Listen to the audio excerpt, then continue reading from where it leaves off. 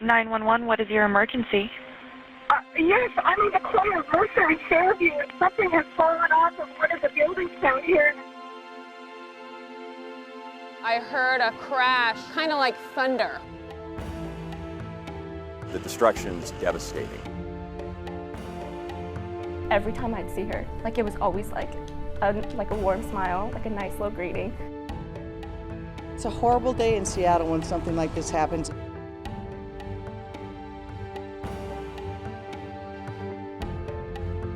On April 27, 2019, 4 people were killed in what was described as a horrible day in Seattle. Thanks for joining us. I'm Christine Pei. That afternoon, a tower crane fell across a Google office building under construction and right onto Mercer Street. Debris from the collapse struck several vehicles, including that of a car carrying Seattle Pacific University freshman Sarah Wong. Wong died from her injuries. Also killed was longtime City of Seattle employee Alan Justad, who was sitting in his vehicle at the time of the collapse. 2 ironworkers, Travis Corbett and Andrew Yoder, who were disassembling that crane, were also killed. As their families grieved, lawmakers and community members alike pushed for tougher regulations in a city where cranes dominated the skyline. Now we look back at that fateful day and King 5's years-long coverage of the aftermath. The sound came first. I heard a crash, kind of like thunder. Then the fury. Then I heard the most sirens that I've ever heard, and I knew something had probably fallen down. Holly Kirchner was around the corner and arrived at Mercer Street to this. I see a huge chunk of crane that looks like it might be lying on a few cars, and the most emergency vehicles I've ever seen. The construction crane came tumbling down right into traffic. There's crushed cars underneath part of the crane, and like I said, a mess. Leaving many people It doesn't look good. with stories of having just passed underneath. Literally 15 minutes later, this happened. Yeah. Like, thank God. I know. Thank God you weren't here. Some were not as lucky to walk away with a near miss. That can't be good. 2 people working on the crane were killed. 2 more died inside vehicles below. The destruction's devastating. 4 others were treated for injuries. It puts a terrible pit in my stomach. They were going to take it down today, I guess. Laura Herzer says this is what she feared. And I've dealt with these cranes for the last year and a half, and it's really scary. At one time, there was 3 of them right around our building. Living in the midst of so much construction. And it's scary. 2, 3, maybe 4 workers up in that top section. They looked this tall. They were so far up there. But in this tragedy, there are stories of hope, like those that ran to help. Like the people that were hurt, get them out of the cars or just keep them calm. Because if they panic, they try and move, could hurt their spine. And the people below. There were a lot of cars waiting for the light to change in this intersection. That were able to escape. I am frankly relieved that it's not more. It was a tremendous impact. I'm glad that I wasn't right here when that came down. Though many will end today with a nervous eye to the other cranes that dot the Seattle skyline. Seems like there's lots of things that could fall down with the right gust of wind. Yep. We learned not to look up. The State Department of Labor and Industries are working with police to investigate what caused this crane to collapse at Mercer Street and Fairview Avenue. The collapse killed 4 people and sent 4 others to the hospital. It's a horrible day in Seattle when something like this happens. It's right in the heart of our city.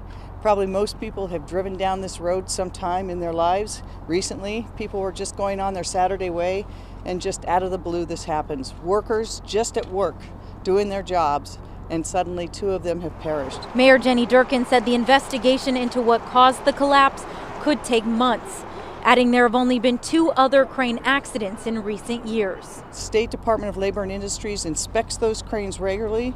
The workers who work on them are very good. I think that we've had a good track record here, but of course we're going to pay extra attention to make sure that the cranes that are in Seattle today are safe. Through the weekend, crews will work to map and clear the scene. Seattle police will then determine whether there's additional damage that's been done to the roads. We know that this is a main thoroughfare. It is going to be closed for a while. It will be closed the rest of today, probably a good part, if not all, of tomorrow. The Seattle Department of Transportation is working hard to find alternate routes. Well before today's crane accident, a detailed plan was put into place with a step-by-step outline of exactly how the operation would take place.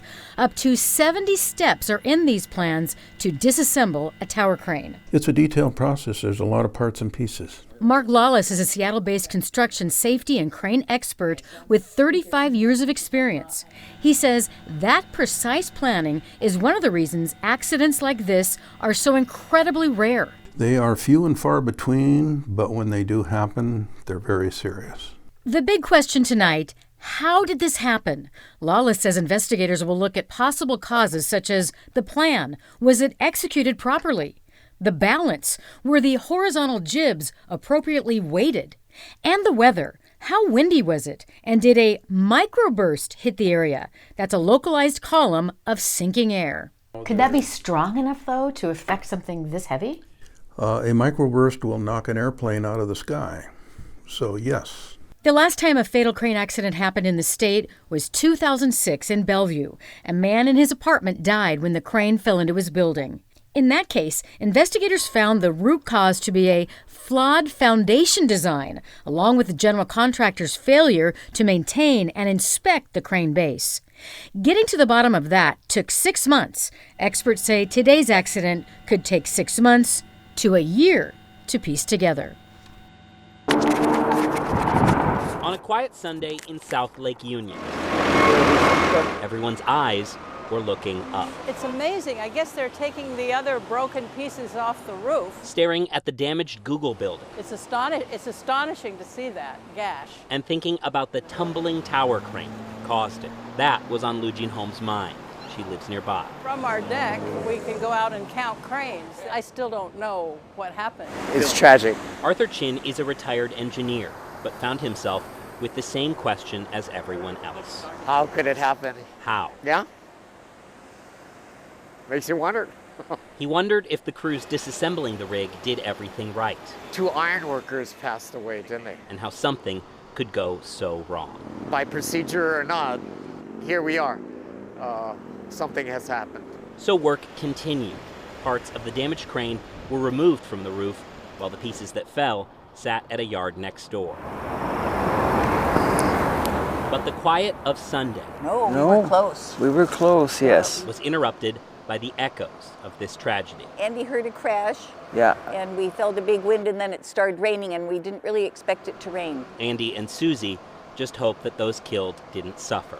Oh gosh, yes. Yeah. Did not know what hit them. It sounds like it was pretty fast. A common feeling today and small comfort. They didn't have time to think, I don't think. As onlookers wonder why. It does make you think that at any time, something can happen. Mourn her and be strong, but also never take people that you meet for granted. Artistic, energetic, and genuine. Those are only a few of the words Sarah Wong's friends used to describe her. Every time I'd see her, it was always a warm smile, a nice little greeting, and it was just very comforting. Audrey Hong, a freshman at Seattle Pacific University, grew up with Sarah. This weekend, she and her classmates learned Sarah was killed when the crane collapsed in South Lake Union. It still it feels super unreal that it happened, and it's one of those things where I feel it's kind of never going to go away.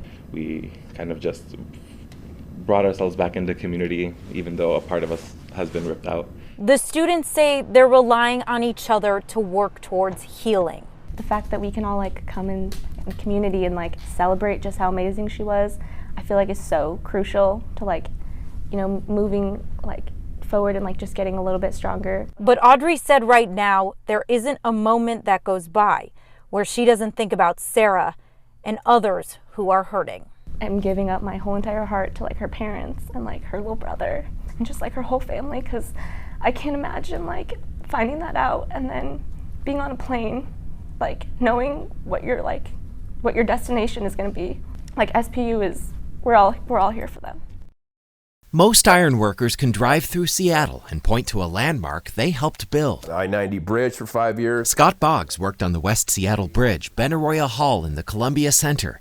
In the years before he retired in 2014, he supervised a young iron worker named Andrew Yoder on another big project, the 520 Bridge. We all loved him.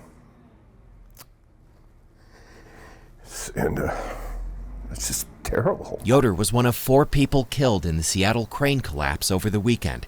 Word of his death and that of Travis Corbett, another iron worker, spread quickly within their union ranks. Andrew was a hard worker, and he had a heart of gold, and he loved his family, and he was somebody you can count on.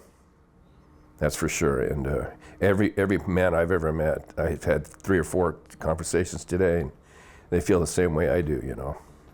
It's a tragic loss. Boggs says the job of iron worker is at times grueling, and it can be difficult to keep up. But he says Yoder, a tough military veteran, could handle anything. You would always want Andrew to be on your job. Brandon Anderson, who called Yoder a fellow Marine and good friend, posted on Facebook that Yoder would give you the shirt off his back and literally lay down his life for his fellow man. As everyone waits to find out how this happened, all they can think about is someone they lost. It's a tragic ending for a good man.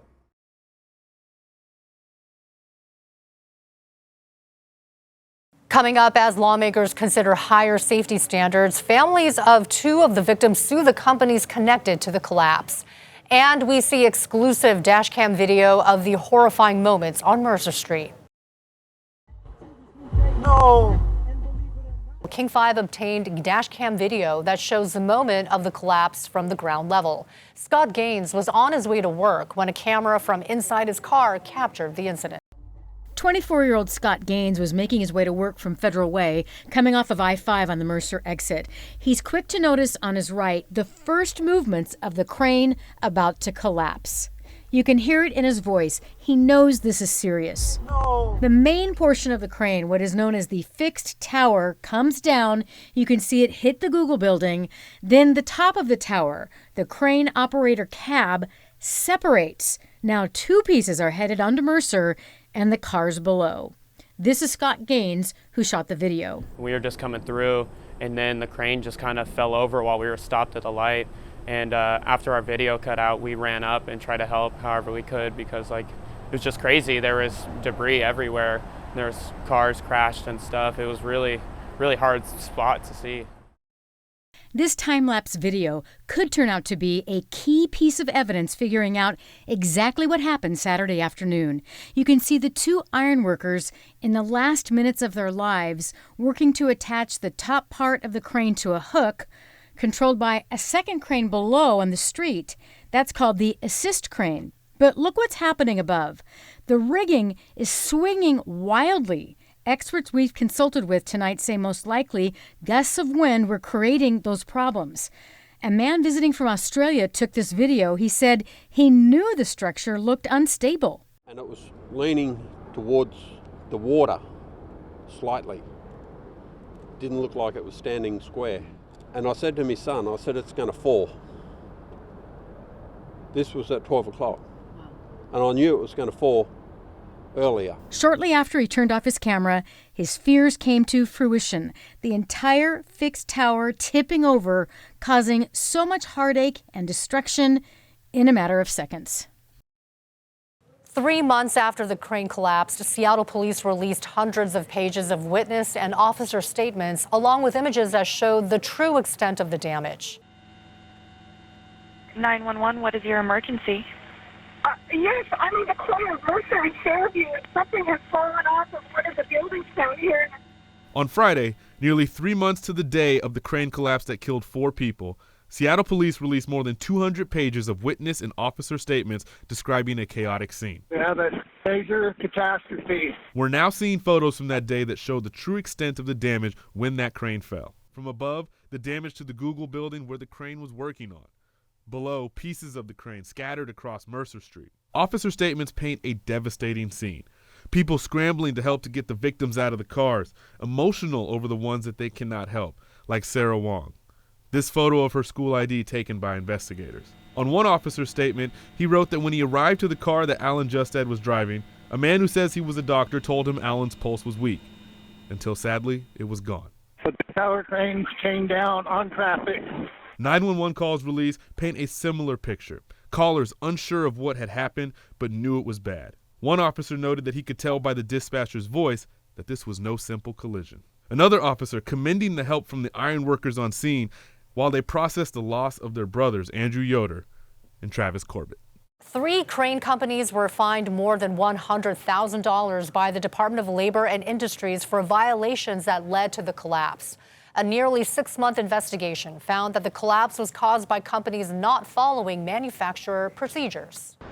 Seattle's growth has led to a skyline dotted with cranes, and last April, one of them came crashing down to earth. They did not review the manufacturer's procedures. Today, the state's Department of Labor and Industries laid out their 6-month investigation, noting how the crane disassembly went so wrong. As they were attempting to remove it, it became stuck. The 2 iron workers remaining on the top, despite the fact winds were picking up, and crews below began removing all the pins which held the tower crane together. Nearly 50 pins and sleeves were removed. It meant that when a strong gust whipped across South Lake Union, there was nothing to keep that tower in place. When that wind impacted the tower crane, it allowed too much stress to be placed on the sides of the tower. The state fined GLY Construction, Northwest Tower Crane, and Morrow Equipment for their roles.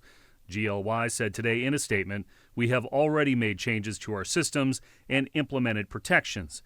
It may have also prompted an industry review to avoid another collapse, like the one which stopped traffic and ended the lives of 4 people." L&I said premature removal of pins was becoming commonplace, so much so that they issued a nationwide safety alert. Morrow was fined the most of the 3 companies at $70,000 because the state said it committed a willful violation. By early 2020, lawsuits were filed by the families of 2 of the people killed in the collapse and 2 others who were injured. When we return, a jury returns a verdict in those lawsuits. And the parents of Sarah Wong push for tougher regulations in Olympia. More than 2 years after the families of Sarah Wong and Alan Justad sued the companies connected to the collapse, a jury awarded 5 victims and their families millions. To hold people accountable. That was the motivation. After a 6-week trial and 7 days of deliberation, a jury found Northwest Tower Crane and Omega Morgan largely responsible for the April 2019 deadly crane collapse in Seattle's South Lake Union neighborhood. The jury awarding $150 million to some of the victims and their families. Nobody should ever go through that. So while it seems like a lot of money, not for what people went through. It wasn't. Attorney David Benninger says Northwest Tower Crane admitted it was at fault, but Omega Morgan refused to make changes, which is what brought this case to trial. What was the case that you put forth over these 6 weeks? So it had to do with the dismantle procedures for the tower crane. In October of 2019, the Department of Labor and Industries concluded the crane collapse was caused by companies not following the manufacturer's procedures. Boiled down to fairly simple. It was pins and winds. That's what caused this tower crane to collapse. And Omega was responsible for the winds. Northwest Tower was responsible for the pins. 4 people were killed, including 19-year-old Sarah Wong, a student at Seattle Pacific University, and Alan Justad, a retired City of Seattle employee. The lawsuit was brought forth by the families. Both were in cars on Mercer Street when the crane fell from above. Benninger represents the Justad family. He fought to try to get out, but he couldn't. And so he ended up perishing in his car along with Sarah Wong. Justad's daughter said in a statement, in part, "Nothing can replace our beloved father or ease the unthinkable heartbreak that this preventable tragedy has caused our family and so many others. This verdict is a victory for accountability." But the message has now been sent that when your job affects the public, then your number one job is to protect the public. The family of Sarah Wong didn't stop even after the jury's decision. Pain turned to action for the grieving family, who crafted a bill in Olympia to add new restrictions for crews operating cranes in Washington state. A cross in the median on Mercer Street marks where a crane crashed to the ground in 2019, killing 4 people and injuring many more. For me personally, I still deal with it a day at a time. For parents Andrea and Henry Wong, it was the day they lost their daughter. This incident, which we will not call an accident, was entirely preventable. Sarah Pantip Wong, a 19-year-old freshman at Seattle Pacific University, died when the falling crane crushed the car she was riding in. The 71-year-old man walking down the street and 2 ironworkers were also killed in the collapse. To be able to talk about what happened and to also have the ability to do something about it so this doesn't happen to another family actually helps us a lot. Pain has turned to action for this grieving family. Together they crafted what would become House Bill 2022. The bill, currently working its way through Olympia, would add new restrictions for crews operating cranes in Washington state. The heart of it is a permit program. It requires the prime contractor of a construction project to obtain a permit from Labor and Industries before they can erect, reconfigure, and dismantle a tower crane. Before writing the bill, neither had extensive knowledge of cranes or construction, but took it upon themselves to learn more, to make change. The moment we understood that she had passed was the moment we decided that we had to do something about it so it wouldn't happen to someone else.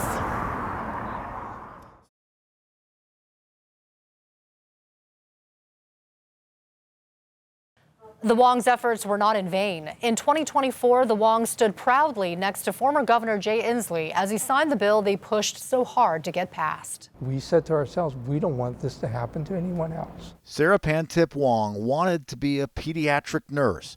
The 19-year-old was a freshman at Seattle Pacific University. It's been at times difficult, being at home and, seeing Sarah's empty bedroom and seeing how she left it. On April 27, 2019, a construction crane collapsed in downtown Seattle.